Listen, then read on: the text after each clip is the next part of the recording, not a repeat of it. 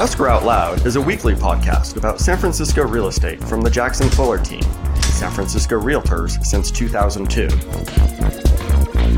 Show notes with links are at jacksonfuller.com. Hi, Britton. Hey, Matt. How you doing? I'm doing just dandy. How are you? I'm hanging in suspense about the answer to our last neighborhood. The one that used to be a racetrack and has a sundial? What was once the world's largest sundial. But now they have sundial envy.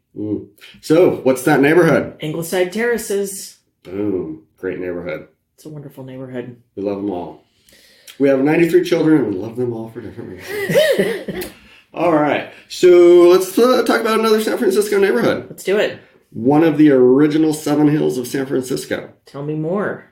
You've probably heard of a street in this neighborhood. It actually began as a straight cobblestone street, and now it's not so straight, but it's not the most squiggly street in San Francisco. I know which one you're talking about, I bet. I bet you do.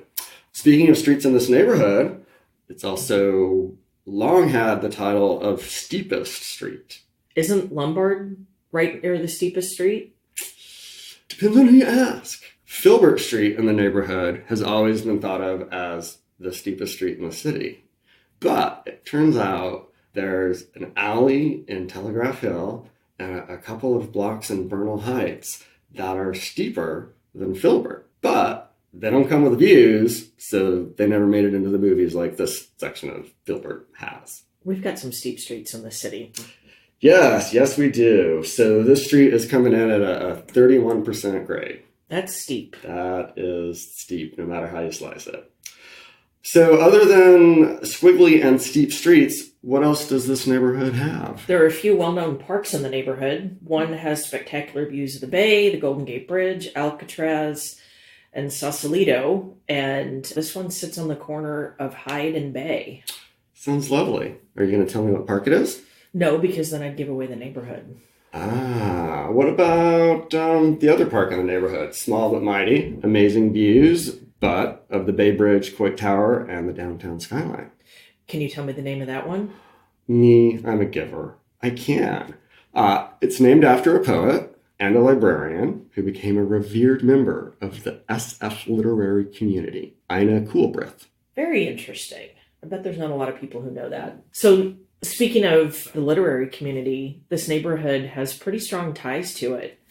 There are 4 historical districts within its borders, and Jack London and Mark Twain lived there. And I've heard it described as a haven for artists. I've heard that same thing as well.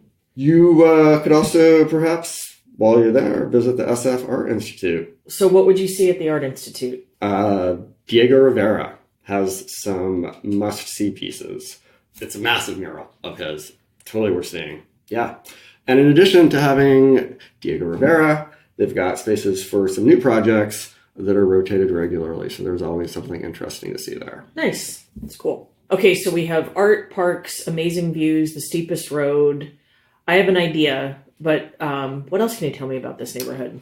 If you like to eat good food, there are so many great food and boutique options in the neighborhood.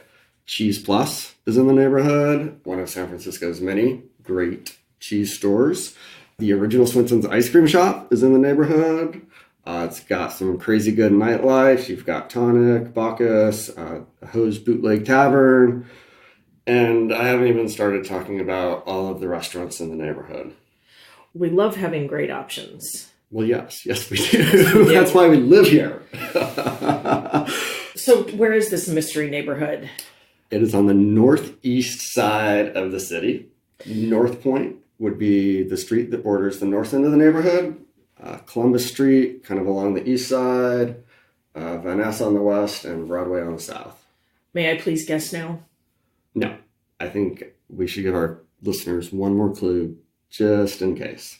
There was a time in San Francisco when San Francisco had cemeteries, although we don't anymore. And that's where this neighborhood got its name from.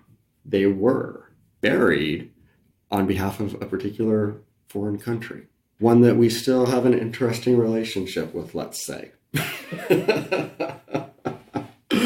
no longer there, but there is a memorial plaque at the top of Vallejo Street. We will do the grand reveal on our next episode. All right. And until then, we hope you enjoyed this and would love it if you left us a review.